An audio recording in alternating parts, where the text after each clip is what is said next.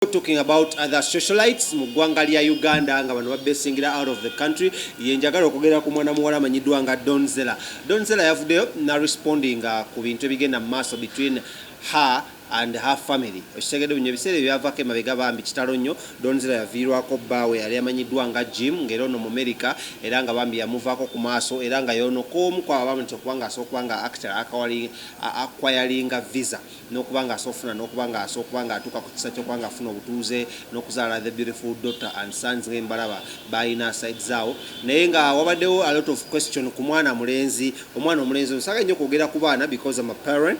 Bara ebintu baba socialites bino bivaayo ne bikola ki ne bijja ne bireeta ne kuba nga bitweramu abaana. So of recent waddewo a lot of commotion, a lot of chaos ebaddewo between Big I, that is Mayanja side zeri Ibrahim Mayanja, then ne side zeno omwana muwala amanyiddwa nga Zellah ku by'omwana kitwandise child custody nga bagamba omwana ono yeetaga kubanga Big I naye afunako kadde n'abeerako naye. Zellah agamba omwana oyo siwa Big I, that's why n'okubanga nze abeera naye because he belongs this side.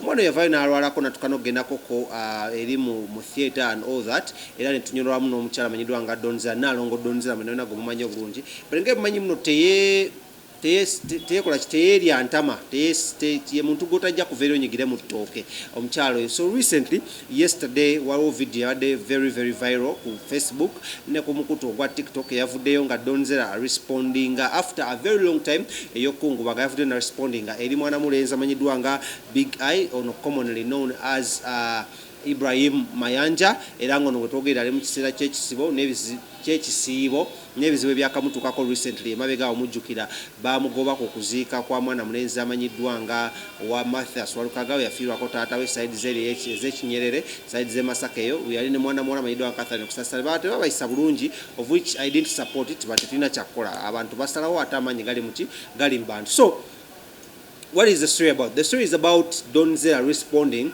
eri mwana mulenzi amanyiddwa nga Big I okwongera omukakasa tino omwana gw'okaayanira omwana sigenda mwogera manya because tebimukwatako nnyo naye mumumanyi omwana oyo gulamba bifaananyi gw'okaayanira si wuwo.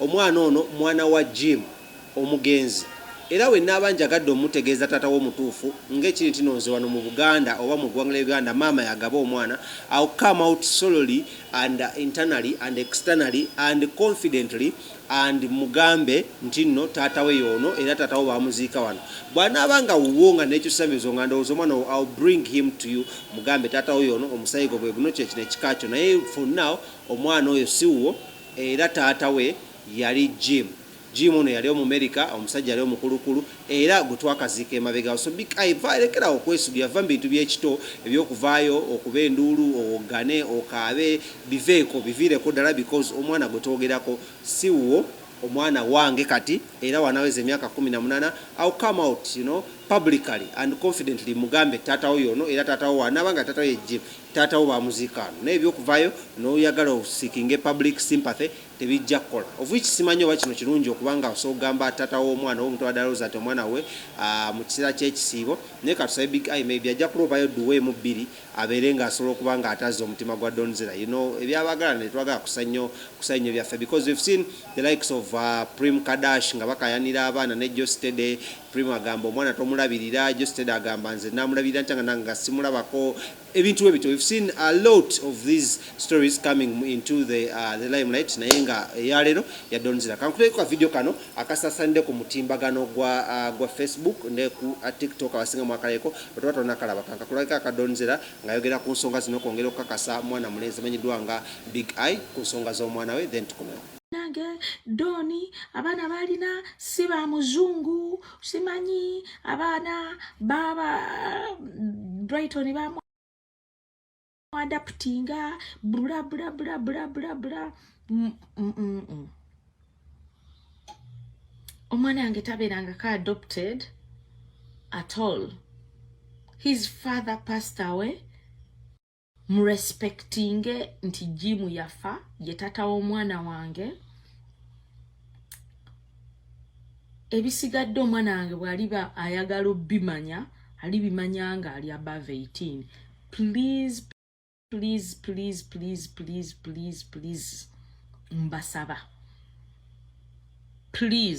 mbasaba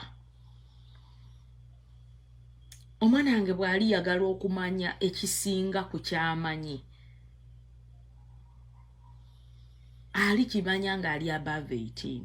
For now mugenda ne mubeera ku Facebook okwo ne mumugamba I saw one video gye nakola ne mulekera essimu ne bamugamba taata we ye big eye, taata we ye big eye. Bambi ajja n'abimbuuza nga tabyagala. Siza Nassa Road nze sibeera na Nassa. Zino birth certificate abaana bange bonna babazaalira Dubai. Bakuwa kopi ye Dubai ne bamala ne bakuwa eya wano. Nze sikola Nassa. Nze sirina reason lwaki mba nkola Nassa. Biga yanzaalamu naye abaana be yanzaalamu baafa. Biga yali Ssaalongo, abaana be yanzaalamu baafa. Abalongo Allah abawummuze ekisa Katone waswa okitegeera. So for now mukirekenga bwe kiri. Omwana yafaanana nze nnyina. Omwana maama yagaba omwana. Okitegeera. Maama yagaba omwana. Gwe bino byojja n'ogamba omwana si wa jimu, omwana si wa jimu. Gwe byo gw'obimanyi. Nze omwana yafa mulawadde kitaawe.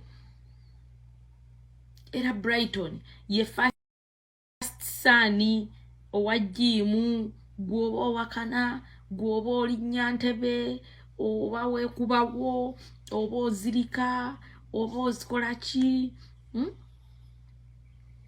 Nedda. Abaana bange bonna bamanyi Big Eye nga uncle. Bonna bamumanyi. We love him.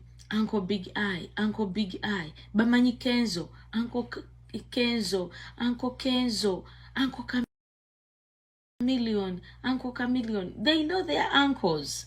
So, njagala buli omu agumye munne, buli